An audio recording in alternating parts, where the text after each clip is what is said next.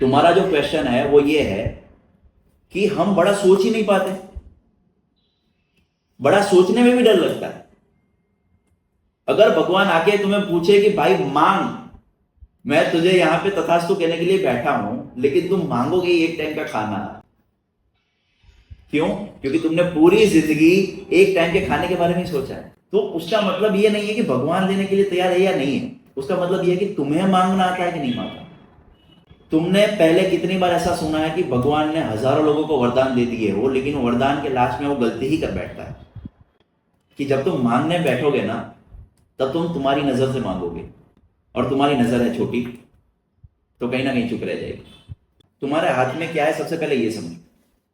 अगर हम अभी ये बात कर रहे हैं और अगर यहां से लाइट चली जाए या फिर मोबाइल की बैटरी डेड हो जाए, तो मेरे हाथ में नहीं है ना, लेकिन वो कुछ ना कुछ कॉन्सिक्वेंसेस आते हैं। अगर तुम बिजनेस कर रहे हो, बहुत अच्छी मेहनत कर रहे हो, बहुत ज्यादा मेहनत कर रहे हो तुम, राइट, लेकिन अगर तुम्हारे कंपनी का तुम्हारा प्रोडक्शन तुम्हें लगता है कि बहुत ज्यादा प्रोडक्ट हो गई, अब मैं सीजन के लिए तैयार हूं, और कहीं ना कहीं कुछ हुआ ऐसा कि तुम्हारी कंपनी में आग लग गई और वो सारा माल तुमने 6 महीने की मेहनत में जो बनाया था वो सारा का सारा माल जल गया, तो तुम ये सोचोगे ना कि अब क्या गलती हो गई मेरे से, मैं मेहनत कर रहा हूं, मैं वहां पर पहुंचने की कोशिश कर रहा हूं, लेकिन कुछ ऐसा हो गया जिससे ये सारा का सारा चीज जो मैंने मेहनत की थी वो सारी की सारी पानी में चली गई।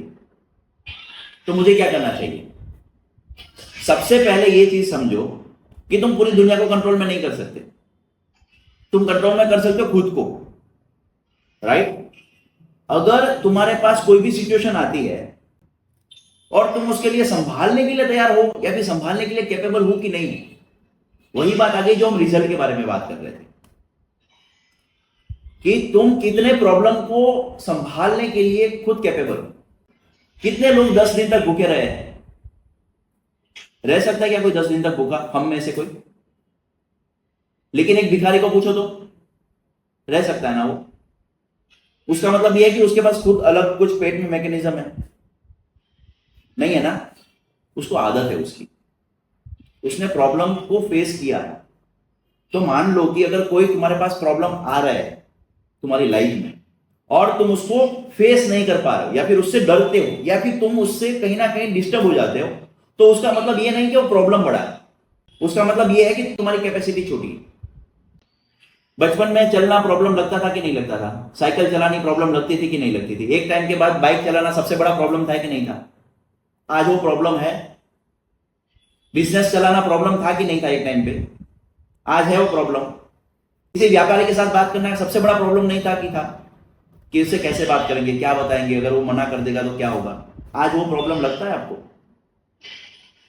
तो उसका मतलब ये नहीं है जो तुम्हें प्रॉब्लम लगता है वो सच में प्रॉब्लम हो।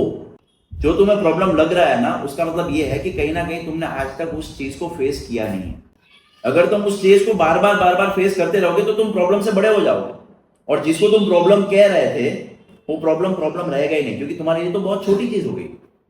तो तुम्हारे आसपास कोई भी इंसिडेंट है वो तुम्हें कहीं ना कहीं डिस्टर्ब इसलिए कर रहे हैं क्योंकि तुम तैयार नहीं, तुम्हारे पास वो कैपेसिटी नहीं जिससे तुम उसको फेस कर पाओ। हम सब मेल्स है ना, हम मर्द हैं, राइट। तो हमें मर्द को भगवान ने बनाया है प्रॉब्लम सॉल्विंग के लिए। अगर हम प्रॉब्लम से भागेंगे ना तो हम कभी मर्द रह नहीं पाएंगे।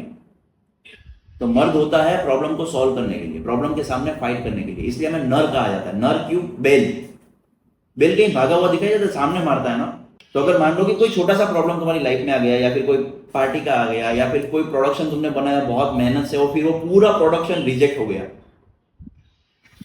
वो है, अब वो हो गया, तुम्हारा पहला क्वेश्चन ये नहीं होना चाहिए कि मेरे साथ ये क्यों हो रहा है। तुम्हारा सबसे पहला क्वेश्चन ये होना चाहिए हाउ टू सॉल्व इट। अब क्या करें बोलो, राइट।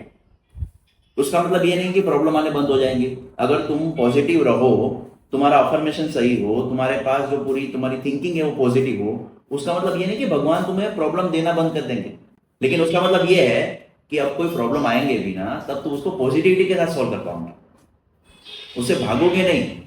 मान लो कि तुमने पूरा दिन मेहनत किया, अभी पूरा क्लास किया, पॉजिटिविटी के साथ बिताया, कि तुम्हें ऐसा लगता है कि हाँ भाई आज का दिन हो गया, बस बहुत अच्छा गया, और घर गए, घर पे कहीं ना कहीं कोई भाइयों का लोचा या फिर घरवाली का लोचा हुआ, बहुत बड़ा झगड़ा हुआ, और तुम ये सोचो, डायरेक्ट तुम ये सोचो कि यार पूरा दिन तो मैंने अच्छा काम किया लेकिन आज क्यों ऐसा हो गया।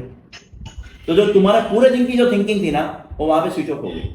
तुम्हारी लाइफ में तुम अकेले डिसीजन नहीं ले पाओगे कि तुम्हें क्या करना है या फिर तुम्हारे साथ क्या होगा। तुम्हारे साथ वही होगा जो तुम्हारे आसपास सोसाइटी वाले चाहते हैं। तुम उसको कैसे रिएक्ट कर पाओगे, वही चीज पे तुम्हारा कंट्रोल है। उससे भागते हो, उससे रोते हो, या फिर उसका सामना करते हो। तुम्हारे लिए तुम्हें अपने साथ लड़ना पड़ेगा, क्योंकि अगर तुम खुद को जीत जाओगे तुम्हें फिर दूसरे किसी को हराना ही नहीं है भाई। दुनिया तो ऐसे ही हारी हुई है।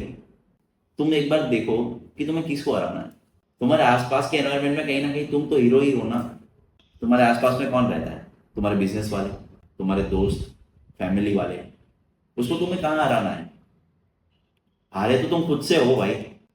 और हारे क्यों खुद से हो? क्योंकि पूरी दुनिया हारी हुई है। बात करती है दिन से लेकर रात तक हारने हारने हारने की।